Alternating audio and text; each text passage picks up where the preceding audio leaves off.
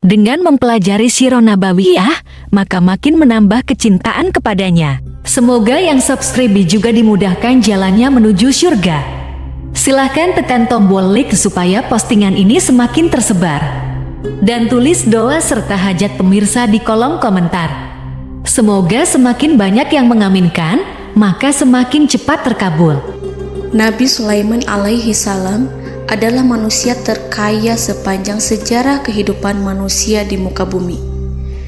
Dalam beberapa kitab suci seperti Al-Quran, Alkitab, dan Injil, Nabi Sulaiman alaihi salam dijelaskan sebagai manusia terkaya yang pernah hidup di muka bumi.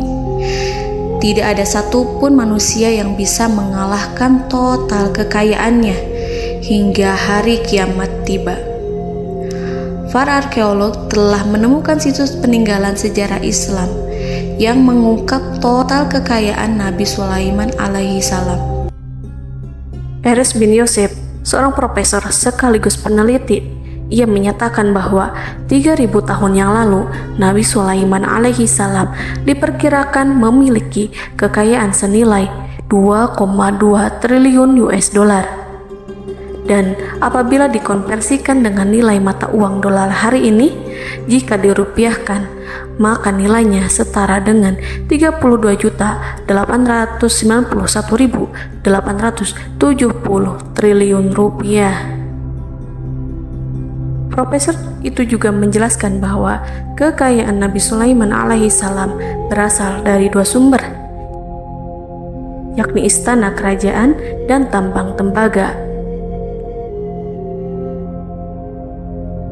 Nilai itu berkali-kali lipat lebih banyak dari total kekayaan negara Indonesia yang hanya mencapai 11.454 triliun per 30 Desember 2021. Nabi Sulaiman alaihi salam memiliki beberapa mukjizat.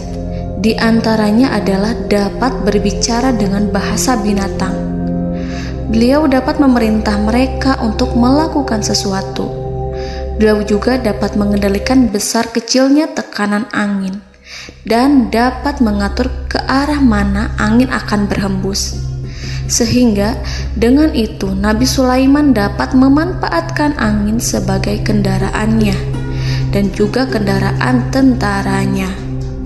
Nabi Sulaiman juga bisa melunakkan besi dan membentuknya menjadi pakaian perang yang anti tusukan senjata tajam. Nabi Sulaiman juga memimpin para jin. Mereka tunduk dan patuh pada perintah Nabi Sulaiman alaihi salam. Tidak hanya setan, iblis laknatullah yang merupakan makhluk pembangkang dapat dibuat tunduk bertekuk lutut pada perintah-perintah Nabi Sulaiman. Nabi Sulaiman bisa melakukan teleportasi, yaitu berpindah dari suatu tempat ke tempat yang lain dalam waktu singkat. Peristiwa itu dibuktikan dengan pemindahan singgasana Ratu Balqis atas perintah Nabi Sulaiman. Nabi Sulaiman dikenal sebagai raja yang adil dan bijaksana. Nabi Sulaiman diberkahi kecerdasan yang luar biasa untuk menyatu padukan segenap kekuatan yang Allah berikan kepadanya. Ia mengelola dan membawa kerajaannya menjadi kekuatan raksasa yang tak terkalahkan di masanya dengan segenap kemampuan yang dimilikinya. Tentara Nabi Sulaiman adalah tentara terkuat di bumi tanpa ada yang menandingi. Pertanyaan mendasar yang muncul kali ini adalah dari mana sumber kekayaan dan kekuatan Nabi Sulaiman alaihi salam? Untuk mendapat jawaban dari pertanyaan itu, simak video ini sampai akhir. Sebelum itu, mari bantu channel ini terus berkembang dengan cara subscribe dan nyalakan tanda loncengnya. Berikan komentar yang positif dan berikan like serta share video ini. Bismillahirrahmanirrahim. Sungguh kami benar-benar telah menganugerahkan ilmu kepada Daud dan Sulaiman. Keduanya berkata, segala puji bagi Allah yang melebihkan kami dari kebanyakan hamba-hambanya yang mukmin. Sulaiman telah mewarisi Daud dan dia berkata, wahai manusia, kami telah diajari untuk memahami bahasa burung dan kami dianugerahi segala sesuatu. Sesungguhnya semua ini benar-benar karunia yang nyata. Quran surat An-Naml ayat 15-16. Saudara-saudaraku yang dirahmati Allah, pada ayat di atas disebutkan bahwa Sulaiman telah mewarisi Daud. Nabi Sulaiman mewarisi Nabi Daud dalam sisi kenabian dan kekuasaan, bukan mewarisi harta, karena para nabi tidak mewariskan harta. Sebab sepeninggalan mereka, harta para nabi menjadi sedekah bagi orang-orang yang ada di sekitarnya, yaitu orang-orang fakir dan orang-orang yang membutuhkan. Dan harta para nabi tidak dikhususkan bagi kalangan keluarganya. Rasulullah Shallallahu Alaihi Wasallam bersabda, "Kami para nabi tidak mewariskan." Nabi Sulaiman mewarisi kenabian dari Nabi Daud. Ini adalah hal yang jelas. Allah telah memilihnya sebagai nabi dari Bani Israel. Begitu juga Allah telah memberinya kekuasaan kerajaan sehingga ia menjadi pemimpin Bani Israel. Barangkali sesuatu yang paling penting yang diwarisi oleh Nabi Sulaiman dari Nabi Daud adalah tradisi militer. Kemajuan militer yang dahsyat telah berpindah kepada Nabi Sulaiman. Nabi Daud sebenarnya adalah seorang pengembala kambing yang sangat miskin, tetapi seiring dengan perjalanan waktu, ia menjadi komandan pasukan tiada tanding. Nabi Daud alaihi salam mengetahui bahwa kekuatan hakiki yang mengatur alam semesta adalah kekuatan Allah. Ketika Nabi Daud mengulurkan tangannya dan memegang potongan batu, lalu beliau melemparkannya dengan ketepel ke arah Jalut, kepala Jalut retak dan ambruk menghantam tanah. Ini sebagai bentuk demonstrasi kekuatan darinya. Kehadiran Nabi Daud mengubah pasukan Bani Israel, di mana mereka sebelumnya lari jika berhadapan dengan musuh. Maka kini keberadaan mereka mulai diperhitungkan di masa hidupnya. Nabi Daud mengalami peperangan yang sangat banyak, tapi Al-Quran tidak menceritakan secara terperinci. Hal itu dikarenakan karena Al-Quran adalah kitab dakwah di jalan Allah, bukan kitab sejarah. Al-Quran hanya menceritakan di dalam Al-Quran surat Shad ayat 20, "Dan kami kuatkan kerajaannya, kerajaan Daud." Ayat tersebut berarti bahwa Nabi Daud belum terkalahkan dalam peperangan yang diikutinya. Di samping dukungan yang Allah berikan kepadanya, juga pasukan dan rakyatnya, di mana mereka adalah orang-orang yang bertauhid, menyerahkan diri kepada Allah. Allah Subhanahu wa Ta'ala mengajarkan kepada Nabi Daud hal-hal yang menjadikan pasukannya memiliki keistimewaan yang dengannya mereka dapat mengalahkan pasukan-pasukan lain, pasukan-pasukan besar yang ada di bumi pada saat itu. Allah Subhanahu wa Ta'ala berfirman dalam surat Saba ayat 10, "Dan kami telah melunakkan besi untuknya." Baju besi mungkin akan menjadi masalah dalam benak kita. Ketika orang-orang yang berperang, baju besi cukup mengganggu gerakan mereka. Kita bisa membayangkan ketika ada dua orang berperang, salah satu dapat bergerak bebas, sementara yang lainnya tidak leluasa bergerak karena tertahan dengan pakaiannya. Namun, dengan kekuasaan Allah, Nabi Daud dapat melunakkan besi dan membuat baju besi yang ringan, yang mudah untuk digunakan. Ini adalah kemajuan penting yang Allah berikan kepada Nabi Daud dan tentaranya. Kemajuan itu kemudian diajarkan, diwariskan dan dimiliki oleh Nabi Sulaiman alaihi salam. Nabi Sulaiman memiliki pasukan dahsyat yang melebihi pasukan manapun di bumi saat itu, atau bahkan mungkin saat ini. Bahkan Allah menambahkan karunia-Nya kepada Nabi Sulaiman yang disebutkan dalam Al-Quran surat An-Naml ayat 16. Dan Sulaiman telah mewarisi Daud, dan dia berkata, "Wahai manusia, kami telah diberi pengertian tentang suara burung, dan kami diberi segala sesuatu. Sesungguhnya ini benar-benar suatu karunia yang nyata." Saudara-saudaraku yang dirahmati Allah, pada suatu hari Nabi Sulaiman alaihi salam menengadahkan tangannya dan berdoa kepada Allah Subhanahu wa ta'ala. Antara hati Nabi dan Allah tidak ada penghalang, tidak ada jarak, tidak ada sekatan waktu, tidak ada satupun dari para nabi yang berdoa kepada Allah kecuali doanya pasti dikabulkan. Doa Nabi Sulaiman alaihi salam direkam dalam Al-Quran surat Shad ayat 35. Nabi Sulaiman berkata, "Ya Tuhanku, ampunilah aku, anugerahkanlah kepadaku kerajaan yang tidak dimiliki oleh seorang pun sesudahku." Nabi Sulaiman menginginkan dari Allah sesuatu kerajaan yang belum pernah diperoleh oleh siapapun setelahnya. Allah Subhanahu wa ta'ala mengabulkan doa Nabi Sulaiman dan memberinya kerajaan tersebut. Nabi Sulaiman mewarisi kekuasaan, kenabian, hikmah ilmu dari Nabi Daud alaihi salam. Orang-orang menyebut Nabi Sulaiman Al-Hakim, Sulaiman yang bijaksana. Kebijaksanaan Nabi Sulaiman tidak terbatas pada keadilannya di tengah-tengah manusia dan juga kasih sayangnya kepada mereka. Namun, kebijaksanaan Nabi Sulaiman juga berlaku di kalangan burung dan binatang lainnya. Nabi Daud juga mengenal bahasa burung, tetapi Nabi Sulaiman dapat berbicara dengan bahasa burung.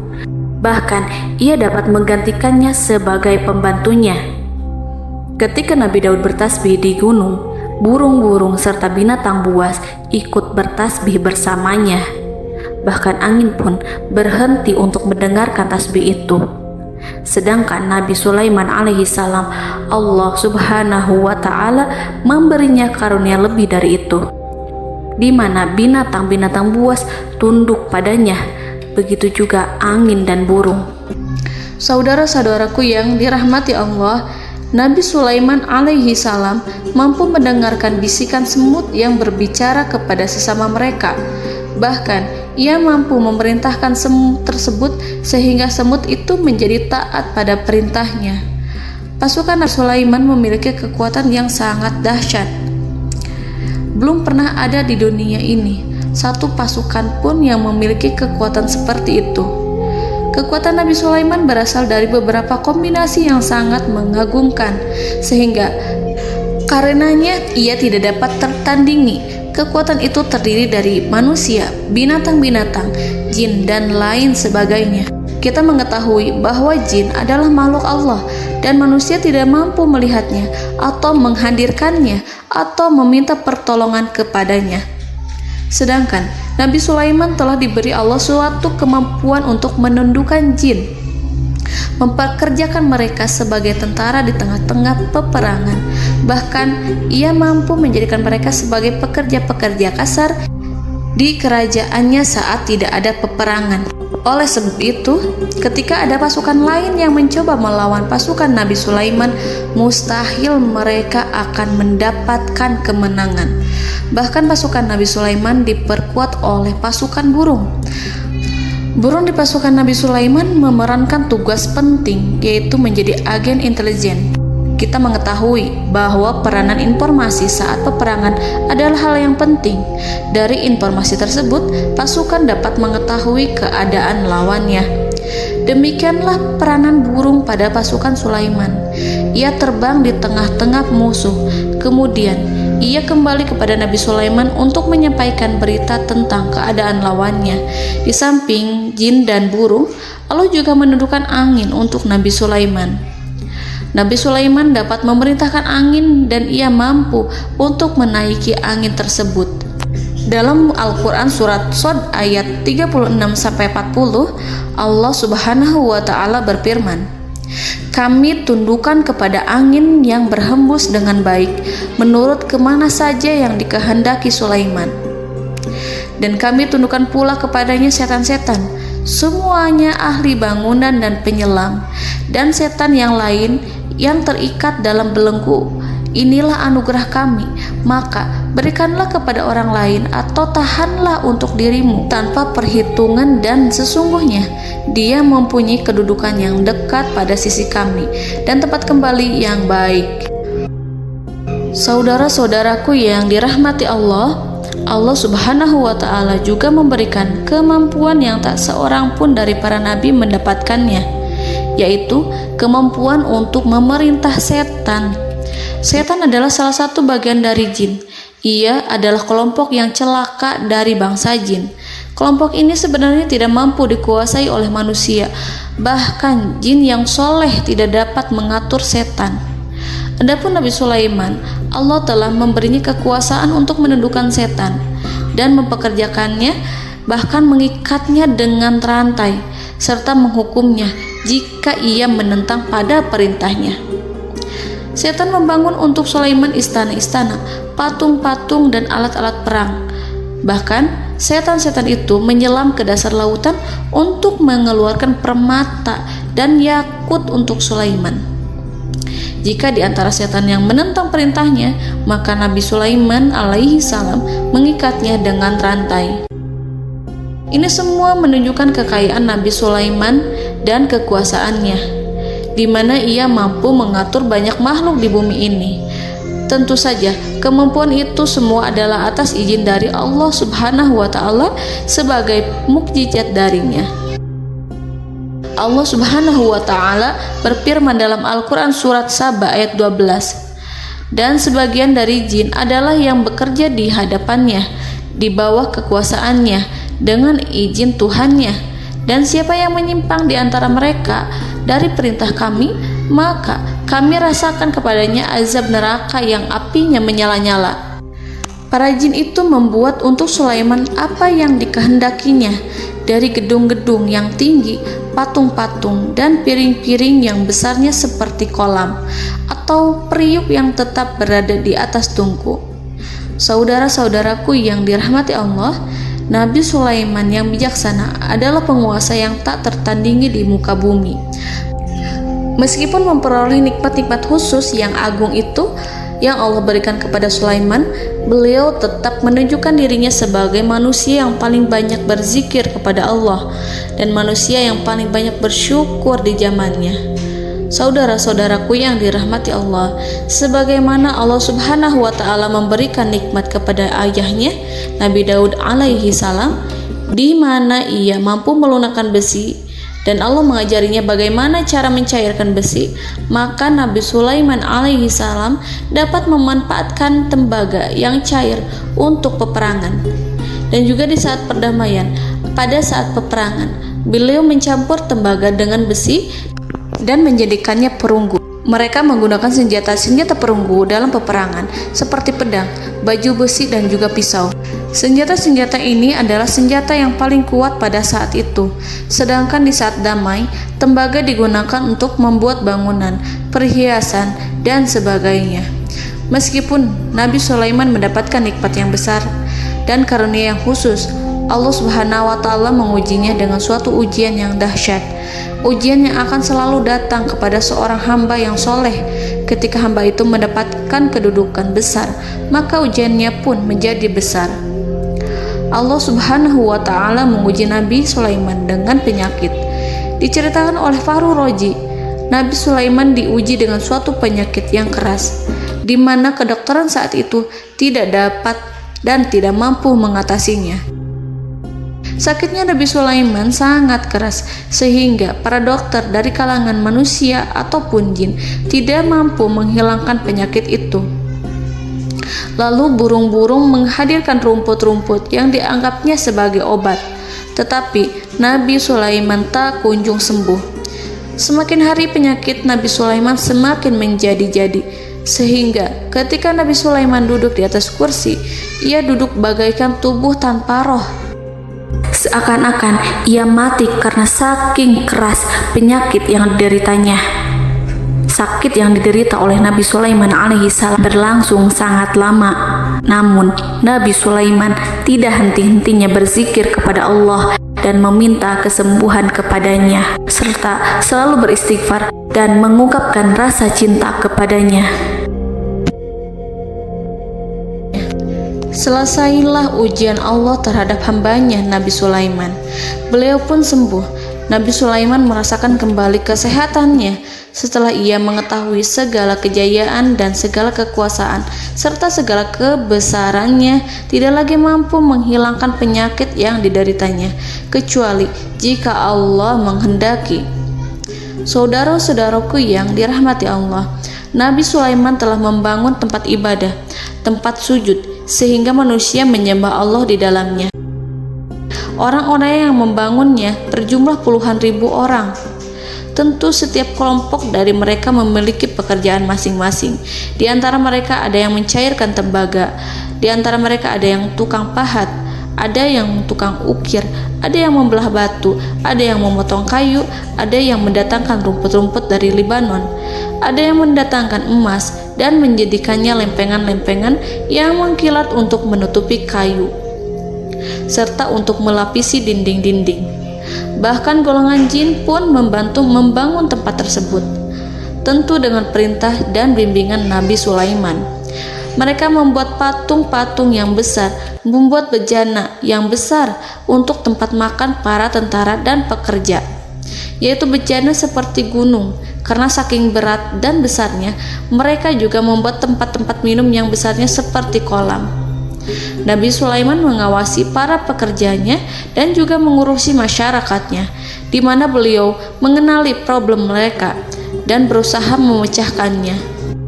Beliau juga mengawasi pasukan dari kalangan binatang dan burung. Beliau mengetahui apabila ada satu di antara mereka yang tidak datang, kemana ia pergi serta mengapa ia pergi. Nabi Sulaiman menguasai pengetahuan itu semua. Nabi Sulaiman bukan hanya mengetahui problem tentara-tentaranya dari kalangan manusia ataupun tentaranya dari kalangan burung, namun ia juga menunjukkan kasih sayang terhadap semut, di mana beliau mendengar bisikannya dan tidak suka untuk menginjaknya. Nabi Sulaiman selalu menundukkan kepalanya ke bumi sebagai bentuk rasa rendah diri dan syukur kepada Allah. Pada suatu hari, Nabi Sulaiman alaihi salam berjalan di depan tentaranya dan tiba-tiba ia mendengar suara semut yang berkata kepada temannya dari kalangan semut. Hal itu terekam dalam Al-Quran surat An-Naml ayat 18-19. Wahai semut-semut, masuklah ke dalam sarang-sarangmu agar kamu tidak terinjak oleh Sulaiman dan tentaranya, sedangkan mereka tidak menyadarinya. Nabi Sulaiman alaihi salam tersenyum mendengar itu dan ia berdoa, "Ya Allah, ya Tuhanku, berilah aku ilham untuk tetap mensyukuri nikmat-Mu yang telah Engkau anugerahkan kepadaku dan kepada kedua orang ibu bapakku, dan untuk mengerjakan amal soleh yang Kau ridhoi, dan masukkanlah aku ke dalam rahmat-Mu, ke dalam golongan hamba-hamba-Mu yang soleh." Saudara-saudaraku yang dirahmati Allah, meskipun Nabi Sulaiman mendapatkan kekuasaan dan memiliki tentara yang besar, namun beliau menunjukkan kasih sayang terhadap bangsa semut. Beliau mendengarkan bisikannya dan melihat semut yang ada di depannya. Oleh karena itu, tak mungkin baginya untuk menginjak golongan semut itu. Nabi Sulaiman bersyukur kepada Allah telah memberinya nikmat, yaitu nikmat rahmat dan kasih sayang. Di samping itu, Nabi Sulaiman alaihi salam adalah orang paling kaya di dunia. Istananya terbuat dari kayu gaharu yang memiliki wangi harum. Istananya terbuat dari emas yang terkadang dari kristal. Beliau juga memiliki kursi besar yang terbuat dari emas dan permata. Istana Nabi Sulaiman merupakan istana yang paling besar di dunia. Nabi Sulaiman menggunakan pakaian dari emas dan permata. Meskipun demikian, Nabi Sulaiman tetap menunjukkan sebagai hamba yang berserah diri dan rendah diri di hadapan Allah Subhanahu wa Ta'ala. Nabi Sulaiman yang merendahkan diri di hadapan Allah, ia selalu sujud kepada Allah, sebagaimana ayahnya yang selalu bertasbih pada Allah. Nabi Sulaiman selalu melantunkan lagu-lagu cinta ilahi dan hanya memuji Allah Subhanahu wa Ta'ala. Pada suatu hari, Nabi Sulaiman alaihi salam mengeluarkan perintah kepada pasukannya untuk bersiap-siap. Kemudian, Nabi Sulaiman keluar dan memeriksa pasukannya satu demi satu. Kelompok yang pertama adalah kelompok manusia. Nabi Sulaiman memperhatikan kesiapan mereka. Lalu Nabi Sulaiman mengeluarkan perintah-perintah kepada mereka. Kemudian Nabi Sulaiman memeriksa kelompok jin dan menyampaikan perintahnya kepada mereka. Beliau memenjarakan jin yang tampak bermalas-malasan saat bekerja.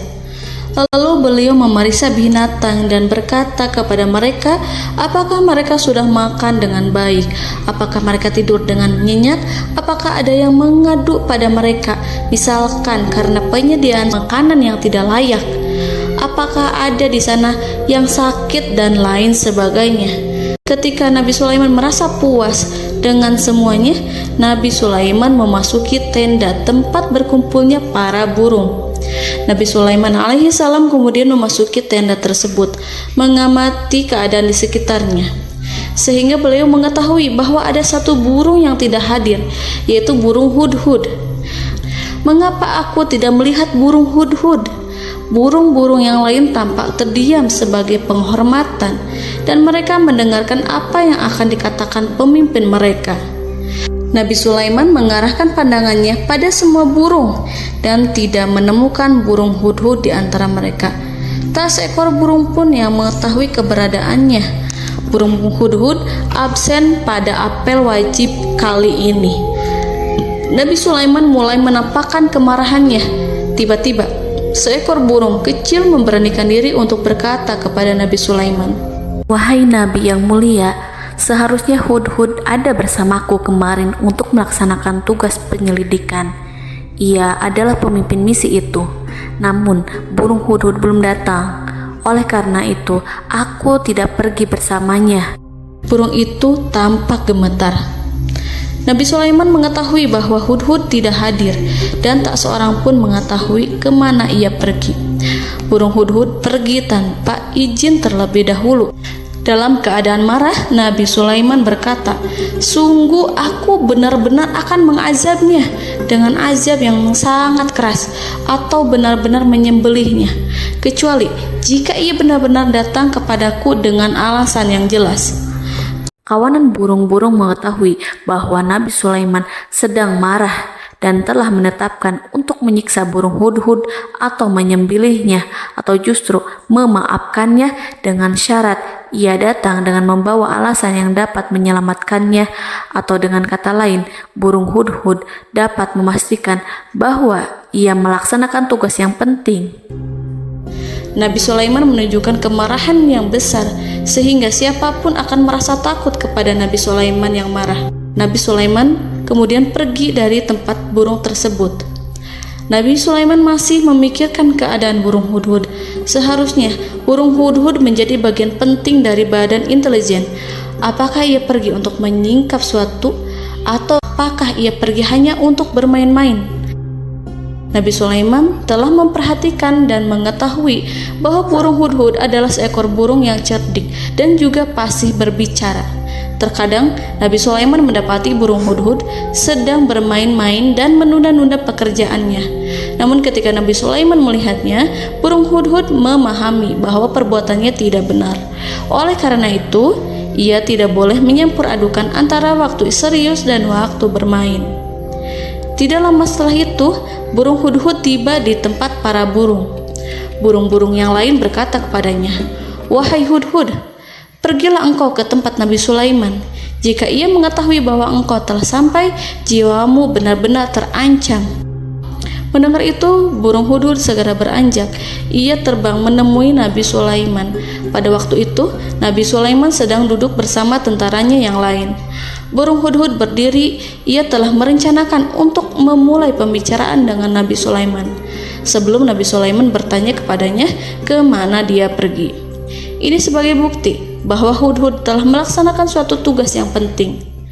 Dalam Al-Quran Surat An-Naml ayat 22, burung hudhud berbicara, "Aku telah mengetahui sesuatu yang kamu belum mengetahuinya, dan kubawa kepadamu dari negeri Saba suatu berita penting yang diyakini seakan-akan burung hudhud hendak berkata, 'Aku adalah hudhud yang miskin, tapi aku mengetahui apa yang tidak engkau ketahui, dan aku telah datang kepadamu dari kerajaan Saba dengan membawa berita yang sangat penting.'"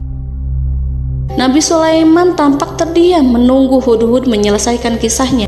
Dalam surat An-Naml ayat 23-24, burung hudhud berkata, Sesungguhnya aku menjumpai seorang wanita yang memerintah mereka. Dia dianugerahi segala sesuatu serta mempunyai singgasana yang besar. Aku mendapati dia dan kaumnya menyembah matahari selain Allah. Dan setan-setan telah menjadikan mereka memandang indah perbuatan-perbuatan mereka, lalu menghalangi mereka dari jalan Allah, sehingga mereka tidak mendapat petunjuk. Burung hudhud diam. Nabi Sulaiman merasa bahwa hudhud menunjukkan kepasihan lisannya. Nabi Sulaiman berkata dalam Quran surat An-Naml ayat 27 sambil menunjukkan senyum manisnya. Nabi Sulaiman berkata, "Akan kami lihat apakah kamu benar wahai hudhud, ataukah kamu termasuk orang-orang yang berdusta." Seakan-akan burung hudhud ingin mengatakan, "Aku tidak berbohong, wahai Nabi yang mulia."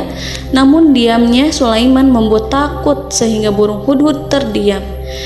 Nabi Sulaiman terdiam karena berpikir, lalu ia memutuskan sesuatu setelah itu. Beliau melihat kepada lainnya dan meminta secari kertas. Nabi Sulaiman menulis surat singkat dan menyerahkannya kepada Hudhud serta memerintahkan kepadanya seperti yang dikatakan dalam Quran surat An-Naml ayat 28. "Pergilah dengan membawa suratku ini, lalu jatuhkanlah kepada mereka, kemudian berpalinglah dari mereka, lalu perhatikanlah apa yang mereka bicarakan." Al-Quranul Karim hanya menceritakan dalam Quran surat An-Naml bagaimana perginya Hudhud dan bagaimana ia menyerahkan surat itu. Lalu Al-Quran langsung menyebut keadaan kerajaan Balqis yang saat itu sedang membaca surat di depan para pembesar kerajaan dan para menterinya. Dalam Al-Quran surat An-Naml ayat 29-31 berkatalah Balqis, "Wahai pembesar-pembesar, sesungguhnya telah dijatuhkan kepadaku sebuah surat yang mulia. Sesungguhnya surat ini dari Sulaiman, dan sesungguhnya isinya dengan menyebut nama Allah yang Maha Pengasih lagi Maha Penyayang, bahwa janganlah kalian berlaku sombong terhadapku, dan datanglah kepadaku sebagai orang yang berserah diri." Saudara-saudaraku yang dirahmati Allah, dalam surat tersebut Nabi Sulaiman menyebutkan supaya mereka menyerahkan diri dan tunduk kepada perintah Nabi Sulaiman. Nabi Sulaiman memerintahkan agar mereka meninggalkan penyembahan terhadap matahari. Nabi Sulaiman tidak mempersoalkan akidah mereka dan tidak memuaskan mereka dengan apapun. Nabi Sulaiman hanya memerintahkan bahwa ia berada di atas kebenaran. Bukankah ia didukung kekuatan yang berlandaskan keyakinan yang dimilikinya? Nabi Sulaiman hanya memerintahkan mereka agar tunduk dan patuh kepadanya. Ratu Sabak menyampaikan surat tersebut di tengah-tengah kaumnya.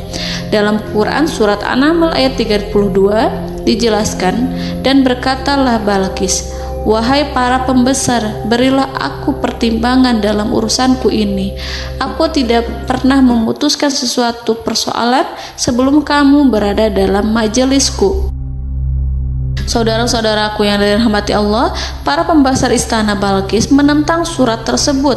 Isi surat itu membangkitkan kesombongan kaum Sabak, di mana mereka merasa lebih kuat. Mereka mengetahui bahwa di sana ada seorang yang mencoba menentang mereka dan mengisyaratkan peperangan kepada mereka. Lalu ia meminta kepada mereka untuk memenuhi syarat-syaratnya sebelum terjadinya peperangan dan kekalahan. Dalam surat An-Naml ayat 33, mereka menjawab, "Kita adalah orang-orang yang memiliki kekuatan dan juga memiliki keberanian yang sangat besar dalam peperangan. Dan keputusan berada di tanganmu, wahai rajaku. Maka pertimbangkanlah apa yang akan kamu perintahkan." Saudara-saudaraku yang dirahmati Allah, para pembesar kaum Sabak seakan ingin berkata, "Kita siap untuk melaksanakan perang." Tampaknya ratu itu memiliki kebijakan yang lebih baik dari pembesar kaumnya. Surat Sulaiman itu membuatnya berpikir lebih jernih dan lebih berhati-hati. Ia berusaha sebisa mungkin menghindari peperangan. Ratu itu berpikir dalam tempo yang lama. Nama Sulaiman tidak diketahuinya dan ia pun belum pernah mendengarnya. Oleh karena itu, Ratu kaum Sabak tidak mampu mengetahui dan mendeteksi seberapa besar kekuatan Nabi Sulaiman. boleh jadi Nabi Sulaiman memiliki kekuatan yang dahsyat sehingga ia mampu memerangi kekuasaannya dan mengalahkannya. Kemudian ratu memperhatikan apa yang ada di sekelilingnya. Ia melihat kemajuan masyarakatnya dan juga kekayaannya.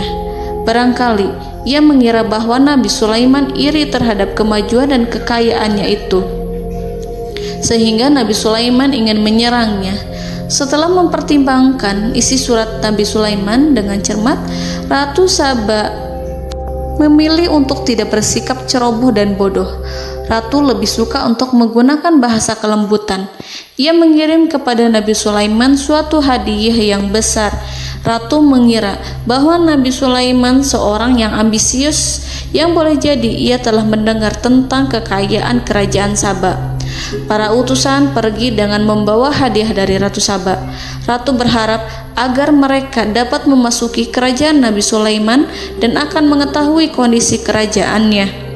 Saat mereka pulang, Ratu ingin mendengar secara langsung dari mereka tentang bagaimana keadaan kaum Nabi Sulaiman dan pasukannya.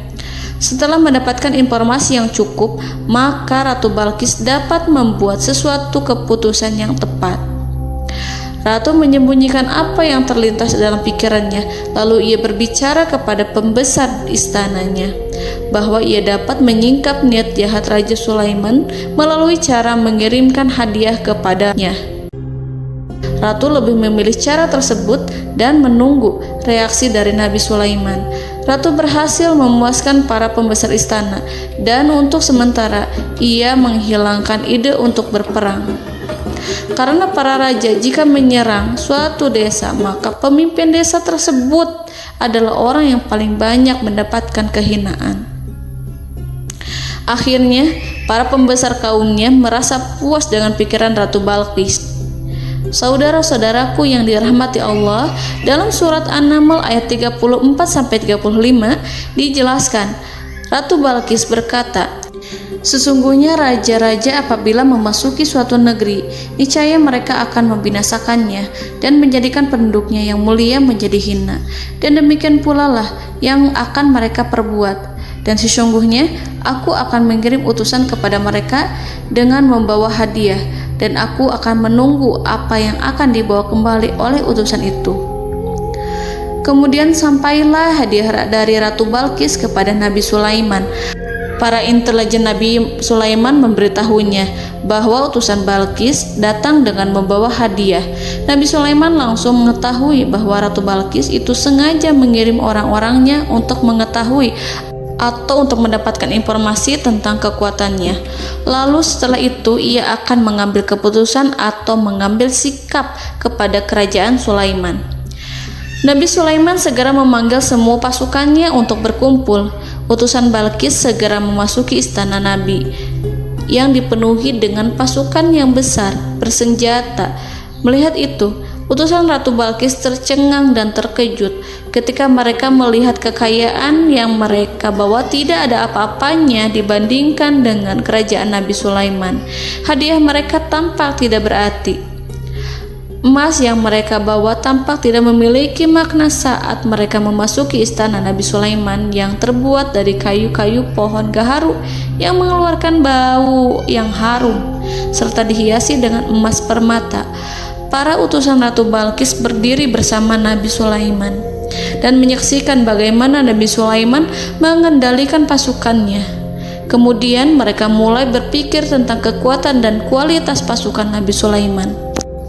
Betapa kagetnya mereka ketika melihat di tengah-tengah pasukan itu terdapat singa, burung, dan tentara dari kalangan manusia yang mampu terbang. Mereka pun sadar bahwa mereka di hadapan pasukan yang tiada tandingannya.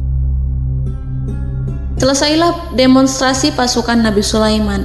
Kemudian para utusan ratu dipersilahkan maju ke tempat hidangan makanan.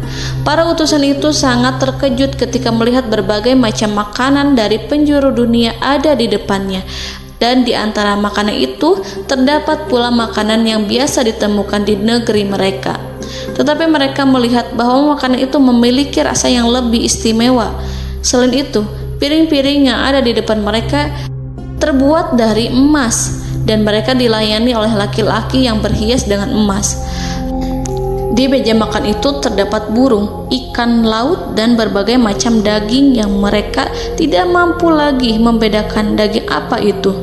Nabi Sulaiman tidak makan bersama mereka, tapi beliau makan dengan menggunakan piring yang terbuat dari kayu. Beliau memakan roti yang kering yang dicampur dengan minyak. Inilah makanan yang dipilih Nabi Sulaiman. Makan bersama mereka dalam keadaan diam, mereka merasa kehadiran Nabi Sulaiman menciptakan suatu wibawa yang luar biasa. Selesai perjamuan itu, lalu dengan sangat malu mereka menyerahkan hadiah dari Ratu Balqis kepada Nabi Sulaiman. Hadiah itu berupa emas yang bagi mereka hadiah itu sangat bernilai tinggi. Tapi di sini hadiah itu tampak kecil di hadapan kekayaan-kekayaan Nabi Sulaiman yang sangat mengagumkan.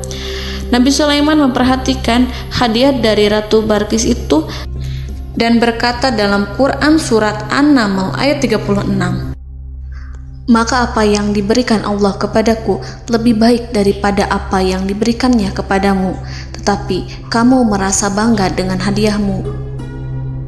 Saudara-saudaraku, Raja Sulaiman menyingkap dengan kata-katanya yang singkat itu penolakannya terhadap hadiah mereka. Ia memberitahu utusan itu bahwa ia tidak menerima hadiah tersebut. Ia tidak merasa puas dengan hadiah itu. Yang membuatnya puas hanyalah, "Janganlah kalian berlaku sombong terhadapku dan datanglah kepadaku sebagai orang-orang yang berserah diri." Lalu Nabi Sulaiman berkata kepada mereka dengan pelan. Hal itu diabadikan dalam Al-Quran surat An-Naml ayat 37. "Kembalilah kepada mereka. Sungguh kami akan mendatangi mereka dengan bala tentara yang mereka tidak kuasa melawannya. Dan pasti kami akan mengusir mereka dari negara itu, yaitu negeri Saba, dengan terhina. Dan mereka akan menjadi tawanan-tawanan yang hina." Saudara-saudaraku yang dirahmati Allah, Nabi Sulaiman kemudian meninggalkan para utusan ratu setelah terlebih dahulu mengancam mereka. Para utusan itu berharap agar Nabi Sulaiman mau menunggu kunjungan Ratu Balqis yang akan membawa misi perdamaian. Akhirnya, sampailah para utusan Ratu Balqis ke negeri Saba. Mereka segera menuju istana sang ratu. Mereka memberitahu bahwa negeri mereka ada di ujung tanduk. Mereka menceritakan kepada ratu tentang kekuatan Nabi Sulaiman dan tidak mungkin bagi mereka mampu melawannya. Mereka meyakinkan Ratu Balqis bahwa ia harus mengunjunginya dan melihat sendiri bagaimana kebesaran kerajaan Nabi Sulaiman. Kemudian Ratu Balqis menyiapkan dirinya untuk pergi menuju kerajaan Nabi Sulaiman. Nabi Sulaiman duduk di kursi kerajaan di tengah-tengah para pembesarnya dan para menterinya, serta para komandan pasukannya. Beliau berpikir tentang sosok Balqis. Nabi Sulaiman mengetahui bahwa Balqis menuju tempatnya. Balqis dikelilingi rasa takut. Nabi Sulaiman berpikir sejenak tentang bagaimana matahari disembah. Ia memikirkan bagaimana informasi yang diterima oleh intelijennya tentang kemajuan kerajaan Balqis dalam bidang kesenian dan ilmu pengetahuan. Nabi Sulaiman bertanya kepada dirinya sendiri, apakah kemajuan menjadi penghalang untuk mengetahui kebenaran? Apakah ratu itu senang dengan kekuatan yang dicapainya? Dan ia membayangkan bahwa kekuatannya adalah segalanya. Dengan kemajuan yang dimilikinya, Nabi Sulaiman ingin membuat kejutan agar ratu mengetahui bahwa Islam yang diyakini oleh Nabi Sulaiman adalah satu-satunya yang mampu mendatangkan kemajuan dan kekuatan yang hakiki, sehingga ia dapat membandingkan antara keyakinannya dalam menyembah matahari beserta kemajuan yang dicapainya dengan keyakinan Nabi Sulaiman beserta kemajuan yang diraihnya. Saudara-saudaraku yang dirahmati Allah, para mata-mata Nabi Sulaiman telah memberitahunya bahwa hal yang sangat disegani dan dikagumi oleh kaum Balqis adalah kerajaan Saba, yaitu singgasana Ratu Balqis. Singgasana itu terbuat dari emas dan batu delima. Singgasana tersebut dijaga oleh penjaga yang sangat disiplin, di mana mereka tidak pernah lalai sedikit pun. Oleh karena itu, sangat tepat apabila Nabi Sulaiman menghadirkan singgasananya di sini, di kerajaannya.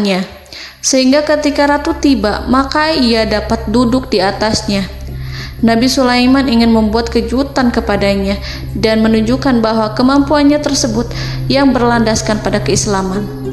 Nabi Sulaiman melakukan yang demikian itu dengan harapan agar si ratu tunduk kepadanya. Ide itu terlintas dalam diri Nabi Sulaiman. Lalu ia mengangkat kepalanya dan menoleh kepada anak buahnya. Hal itu diabadikan dalam Quran Surat An-Naml ayat 38. Wahai para pembesar, siapakah di antara kamu sekalian yang sanggup membawa singgasananya kepadaku sebelum mereka datang kepadaku sebagai orang-orang yang berserah diri?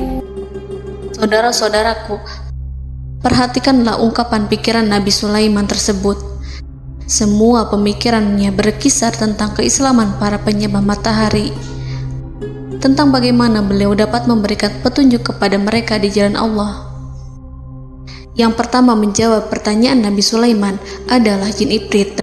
Dalam Quran Surat An-Naml ayat 39, berkatalah Ifrit yang cerdik dari golongan jin, "Aku akan datang kepadamu dengan membawa singgasana itu sebelum kamu berdiri dari tempat dudukmu. Sesungguhnya aku benar-benar kuat untuk membawanya, lagi dapat dipercaya." Nabi Sulaiman berdiri dari tempat duduknya. Setelah 1 jam atau 2 jam, jin itu berjanji kepadanya untuk menghadirkan singgasana Balkis. Sebelum itu, istana Nabi Sulaiman di Palestina, sedangkan istana Balkis terletak di Yaman. Antara singgasana tersebut dengan singgasana Nabi Sulaiman berjarak lebih dari ribuan mil. Barangkali pesawat yang cepat sekalipun yang kita kenal hari ini tidak akan mampu membawa dan mendatangkan istana itu dalam waktu 1 jam. Tetapi masalahnya di sini, berhubung dengan kekuatan jin yang serba misterius, Nabi Sulaiman tidak mengomentari sedikit pun terhadap apa yang dikatakan oleh Ifrit. Nabi Sulaiman tampak menunggu tanggapan lain yang mampu menghadirkan singgasana Balkis yang lebih cepat dari jin Ifrit. Nabi Sulaiman menoleh kepada seorang yang di sana, yang duduk di atas naungan. Hal itu diceritakan dalam Al-Quran Surat An-Naml ayat 40. Berkatalah seseorang yang mempunyai ilmu dari Alkitab, "Aku akan membawa singgasana itu kepadamu sebelum matamu berkedip." Maka tatkala Sulaiman melihat singgasana itu terletak di hadapannya, ia pun berkata, "Ini termasuk karunia Tuhanku untuk menguji aku. Apakah aku akan bersyukur atau mengingkari nikmatnya? Dan barang siapa yang bersyukur, maka sesungguhnya dia bersyukur untuk kebaikan dirinya sendiri.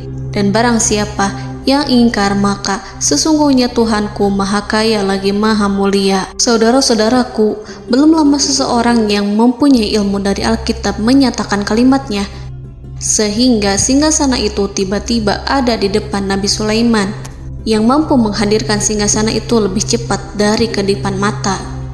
Al-Quranul Karim tidak menyingkap kepribadian seseorang yang menghadirkan singgasana itu.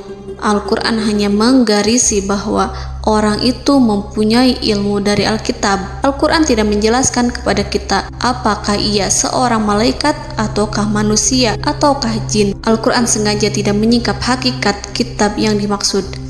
Saudara-saudaraku yang dirahmati Allah, setelah melihat singgasana itu, Nabi Sulaiman bersyukur kepada Allah. Ia mulai memperhatikan singgasana sang ratu.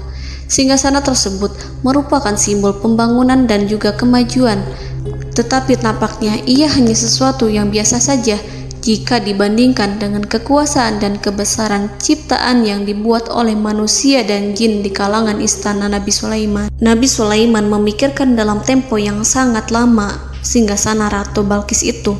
Kemudian beliau memerintahkan agar singgasana itu diperbaiki, sehingga saat Ratu Balkis datang, dia akan mengujinya. Apakah Ratu Balkis dapat mengenali singgasananya ataukah tidak? Dalam Al-Quran Surat An-Naml ayat 41, Nabi Sulaiman berkata, "Ubahlah baginya singgasananya, maka kita akan melihat apakah dia mengenal ataukah dia termasuk orang-orang yang tidak mengenalnya." Saudara-saudaraku yang dirahmati Allah, Nabi Sulaiman memerintahkan agar dibangun istana yang akan digunakan untuk menyambut Ratu Balkis. Nabi Sulaiman memilih tempat di laut, dan ia memerintahkan agar dibangun suatu istana di mana sebagian besarnya terdiri dari air laut. Nabi Sulaiman memerintahkan agar lantainya itu terbuat dari kaca yang tebal dan kuat, sehingga orang-orang yang berjalan di atas istana itu akan dapat melihat di bawahnya ada ikan-ikan berwarna-warni yang berenang-renang. Dan mereka akan melihat rumput-rumput laut yang bergerak-gerak. Akhirnya, selesailah pembangunan istana itu. Saking bersihnya kaca lantainya, sehingga tampak di sana tidak ada kaca. Burung hudhud memberitahu Nabi Sulaiman bahwa Balqis telah sampai dekat kerajaannya. Kemudian Ratu Balqis datang. Al-Quran tidak menyebutkan keadaan Nabi Sulaiman saat menyambut Balqis, namun Al-Quran menunjukkan dua sikap Ratu Balqis. Yang pertama, bagaimana sikap Balqis ketika pertama kali melihat singgasananya yang datang mendahuluinya, padahal ia telah meninggalkan pengawalannya untuk tetap setia menjaga singgasananya itu. Keadaan kedua adalah keadaan di depan istana yang dibangun untuk penyambutan Balqis. Istana itu penuh dengan permata yang berenang-renang di bawahnya ikan-ikan. Dalam Quran Surat An-Naml ayat 42 dijelaskan, dan ketika Balqis datang, ditanyakanlah kepadanya, serupa inikah singgasanamu? Balqis menjawab, seakan-akan singgasana ini adalah singgasanaku. Kami telah diberi pengetahuan sebelumnya, dan kami adalah orang-orang yang berserah diri. Saudara-saudaraku, pada dialek di atas, Balqis melihat singgasananya dan ia tercengang saat mengetahui bahwa itu adalah singgasana miliknya. Namun kemudian ia mulai ragu karena melihat tidak sepenuhnya itu singgasana miliknya. Jika itu benar-benar miliknya, lalu bagaimana ia datang mendahuluinya? Dan bila bukan singgasananya, maka bagaimana Sulaiman dapat meniru sepersis dan seteliti itu? Padahal Sulaiman tidak pernah sekalipun ke kerajaannya. Nabi Sulaiman berkata saat melihat Balqis mengamati singgasananya, apakah ini singgasanamu? Balqis terlihat sangat kebingungan, namun setelah itu ia menjawab, sepertinya benar.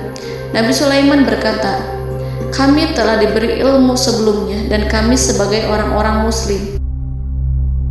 Saudaraku yang dirahmati Allah, melalui pertanyaan Nabi Sulaiman ingin mengisyaratkan kepada Balqis agar ia membandingkan antara keyakinannya beserta ilmu yang dicapainya dengan keyakinan Nabi Sulaiman yang muslim beserta pengetahuan yang telah diraihnya. Penyembahan terhadap matahari dan pencapaian ilmu yang dicapai oleh Ratu Balqis tanpa tidak ada apa-apanya dibandingkan dengan ilmu Nabi Sulaiman dan keislaman. Nabi Sulaiman telah mendahuluinya dalam bidang ilmu karena keislamannya. Karena itu, sangat mudah baginya untuk mengungguli Balqis dalam ilmu-ilmu yang lainnya. Demikianlah yang disyaratkan dalam pertanyaan Nabi Sulaiman kepada Ratu Balqis. Ratu Saba itu mengetahui bahwa ini adalah singgasananya, di mana singgasana itu datang lebih dahulu daripada dirinya. Beberapa bagian darinya telah diubah saat Balqis masih di perjalanan menuju ke tempat Nabi Sulaiman. Ia berpikir kemampuan apa yang dimiliki Nabi Sulaiman. Ratu Balqis tercengang melihat apa yang disaksikannya, yang berupa buah dari keimanan Nabi Sulaiman dan hubungannya dengan Allah Subhanahu wa Ta'ala. Sebagaimana Balqis juga tercengang ketika melihat kemajuan di bidang ilmu pembangunan, seni, dan ilmu-ilmu yang lainnya. Maka ia tidak lebih kagum lagi saat melihat hubungan yang kuat antara keislaman Nabi Sulaiman dengan ilmunya, serta kemajuan yang diraihnya. Dalam Al-Quran Surat An-Naml ayat 43 dijelaskan, dan apa yang disembahnya selama ini selain Allah mencegahnya untuk melahirkan keislamannya, karena sesungguhnya ia terdahulu termasuk orang-orang yang kafir. Saudara-saudaraku yang dirahmati Allah, berguncanglah dalam benak Balqis ribuan hal ketika melihat keyakinan kaumnya runtuh di hadapan Nabi Sulaiman.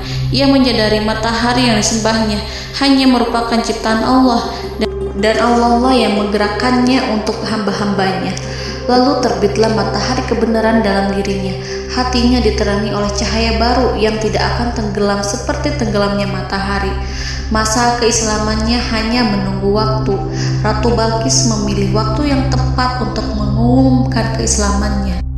Allah Subhanahu wa Ta'ala berfirman dalam Quran Surat An-Naml ayat 44. Dikatakan kepadanya, masuklah ke dalam istana. Maka tatkala ia melihat lantai istana itu, dikiranya kolam air yang besar dan disingkapnya 2 betisnya. Berkatalah Sulaiman, sesungguhnya ia adalah istana licin yang terbuat dari kaca. Berkatalah Balqis, wahai Tuhanku, sesungguhnya aku telah berbuat zalim terhadap diriku dan aku berserah diri bersama Sulaiman kepada Allah Tuhan semesta alam.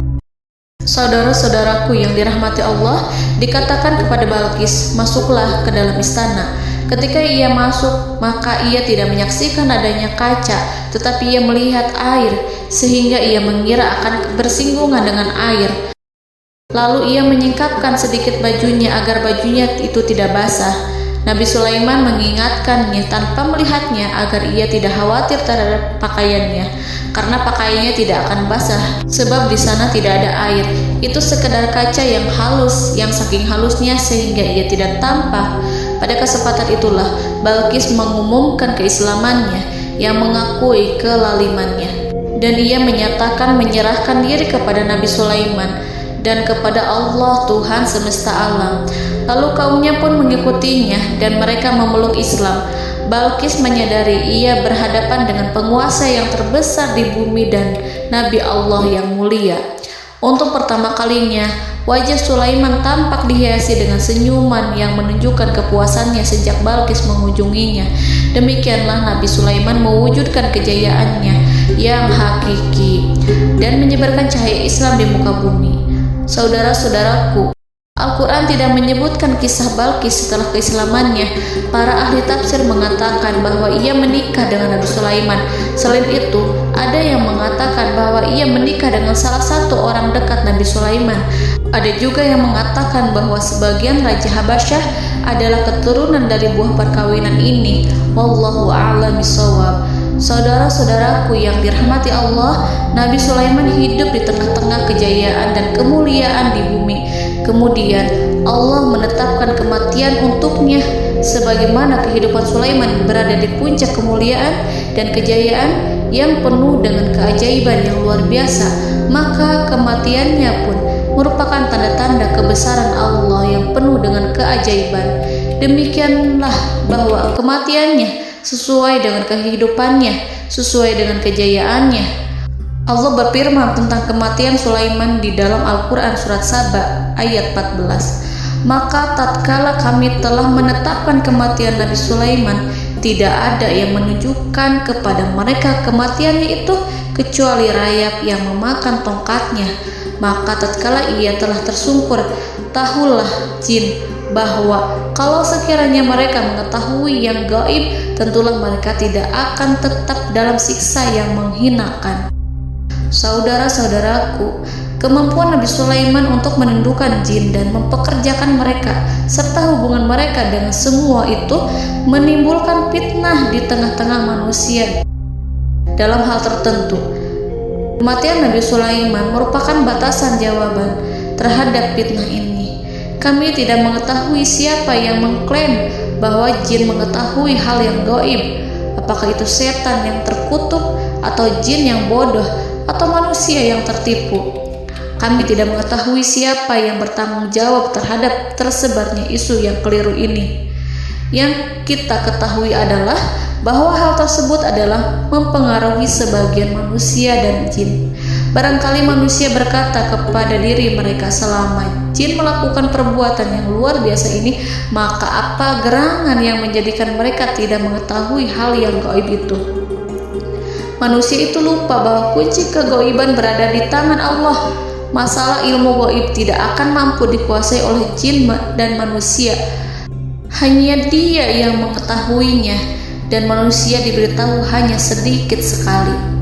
Saudara-saudaraku yang dirahmati Allah, seakan-akan Allah telah merencanakan bahwa kematian Sulaiman bertujuan untuk menghancurkan pemikiran itu, yaitu pemikiran bahwa jin mengetahui hal-hal yang gaib. Jin bekerja untuk Nabi Sulaiman selama beliau hidup, dan tatkala beliau meninggal, maka tugas mereka menjadi bebas. Nabi Sulaiman meninggal tanpa diketahui oleh jin, sehingga mereka tetap bekerja untuk mereka, tetap mengabdi kepada Sulaiman. Seandainya mereka mengetahui hal yang gaib, niscaya mereka tidak akan meneruskan pekerjaan mereka. Saudara-saudaraku, pada suatu hari Nabi Sulaiman memasuki mihrabnya untuk itikaf ibadah dan beribadah kepada Allah. Tak seorang pun yang berani mengganggu khalwatnya. Mihrab Sulaiman terletak di puncak gunung dan dindingnya terbuat dari permata. Pada suatu hari Nabi Sulaiman duduk bersandar pada tongkatnya dan ia tampak tenggelam dalam tafakur. Beliau berzikir pada Allah hingga rasa kantuk menguasainya. Lalu setelah itu malaikat maut menemuinya. Nabi Sulaiman pun meninggal. Beliau bersandar kepada tongkatnya.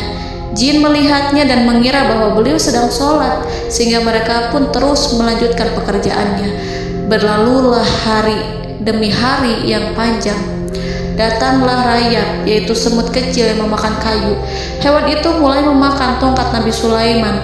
Rayap itu tampak lapar. Sebagian dari tongkat Nabi Sulaiman dimakan beberapa hari oleh rayap itu.